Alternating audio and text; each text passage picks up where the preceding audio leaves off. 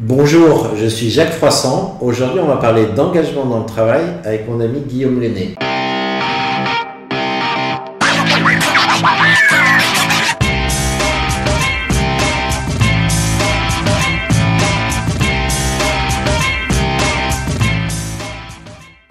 Alors, Guillaume, présente-toi déjà rapidement.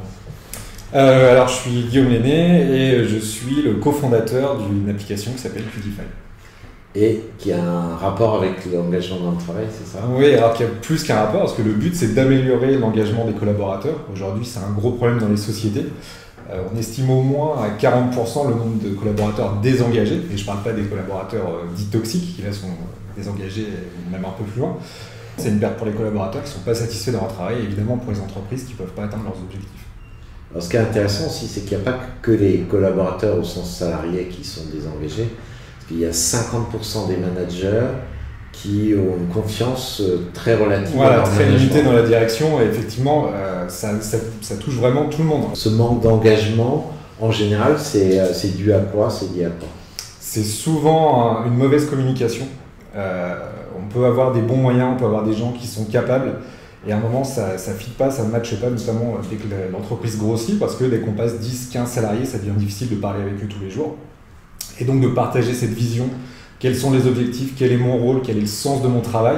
Et c'est ça qu'on veut régler avec QDify, c'est-à-dire savoir pourquoi on y va et s'accomplir dans le travail, et pour que et les collaborateurs et la société puissent s'accomplir. Est-ce que les RH ou mieux le Chief Happiness Officer ne règle pas ça? Alors, c'est un peu à la mode, c'est comme le baby-foot. Oui, c'est bien, c'est une bonne idée, déjà, c'est pas applicable partout. Et puis, le problème, c'est pas qu'une question de bonheur au travail. Il y a une notion d'accomplissement qui va plus loin que juste le bonheur au travail. Ça ne dépend pas que d'une seule personne, donc c'est bien de proposer du confort, mais le fait de la quête de sens, de savoir ce qu'on fait, quels sont les objectifs, pourquoi on travaille, c'est quoi le grand tout, ça va plus loin que ça, que ce simple rôle de Chief Happiness Officer qui pourrait exister.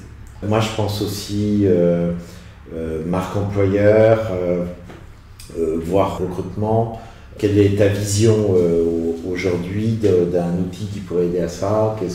Aujourd'hui, on a de plus en plus de mal à recruter, notamment dans les domaines technologiques. On a de plus en plus de mal à fidéliser. Cette notion de marque employeur, elle est très importante. Quelquefois, on peut avoir un salarié qui, au-delà des compétences, parce que ça ne suffit pas, doit matcher avec les valeurs de l'entreprise. Donc cette notion de marque employeur, d'avoir une adéquation entre les valeurs qu'on propose et les compétences, elle est ultra importante. Elle est importante pour la vie du salarié, mais elle est importante au moment du recrutement pour ne pas se tromper dans les deux sens. Et c'est important d'avoir quelque chose à mettre en face pour que le candidat comprenne bien ce qu'on attend de lui et est-ce que la société est faite pour lui, et vice-versa. Oui, ce qu'on voit aussi, pas souvent chez nos clients parce qu'on y fait attention, mais c'est l'onboarding du salarié qui débarque dans une boîte.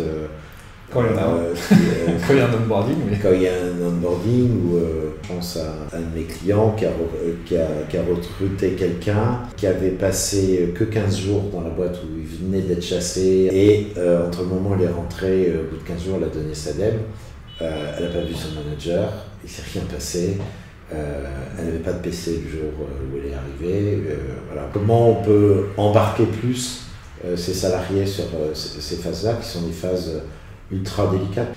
C'est un peu tout l'enjeu de QDify, c'est-à-dire qu'on veut aller du recrutement jusqu'au départ potentiel du salarié.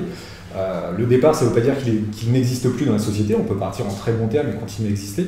Et c'est pour ça qu'on met en place tout un système de challenge, de connaissance de l'entreprise, de feedback, qui permet à tout le monde de pouvoir discuter. Éviter une structure trop pyramidale pour avoir quelque chose de peut-être plus transversal au niveau de l'information, que tout le monde ait les mêmes.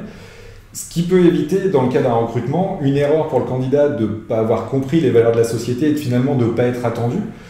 Ou de ne pas savoir quel est son rôle, qui souvent est un problème quand on arrive à une société. On veut éviter ça, et pour l'entreprise aussi s'assurer que le salarié a bien compris ce qu'on attendait de lui, est-ce qu'il va fonctionner avec les valeurs, et ça peut permettre aussi aux entreprises de se poser la question, quelles sont mes valeurs? Qu'est-ce que j'attends de mon salarié? Et en général, ça se passe mieux quand tout le monde sait à quoi s'en tenir. Donc on pourrait conclure en disant que la vraie happiness au travail, c'est finalement l'accomplissement du salarié dans son job. Ouais. Oui, clairement l'accomplissement, c'est vecteur pour tous, et ça va au-delà d'un simple bonheur qui tient pas toujours qu'au travail. Comment je peux contacter Qlify si je suis RH ou un manager d'entreprise? Déjà, vous pouvez nous contacter avec plaisir, on sera content de vous répondre. À l'heure actuelle, on établit un programme ambassadeur pour l'application qui est en bêta. Donc on a un site, qlify.com, KUDIFY.com. Vous trouverez toutes les informations là-bas. Et puis si jamais on veut se voir en physique, on se verra à Marseille, puisqu'on aura la chance d'être exposé au Chèque. À Chèque 17, n'oubliez pas, les 11 et 12 mai. Merci Guillaume. N'oubliez pas de vous abonner si vous voulez checker les RH avec nous. Abonnez-vous à notre chaîne YouTube. À bientôt.